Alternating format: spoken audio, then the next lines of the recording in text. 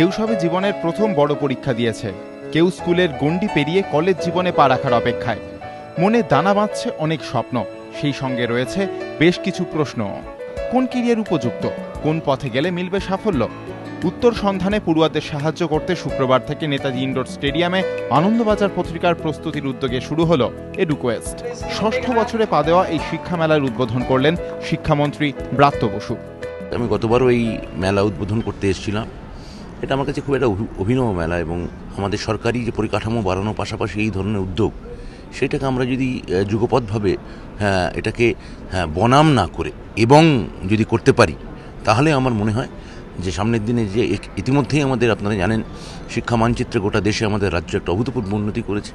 আগামী দিনে সেটা আরও একটা বিস্তারিত চেহারা নেই বলে আমরা আশা করছি। শুধু এ রাজ্যের নয়, ভিন রাজ্যের বহু সংস্থাও এই মেলায় অংশ নিয়েছে। চলবে আগামী রবিবার পর্যন্ত।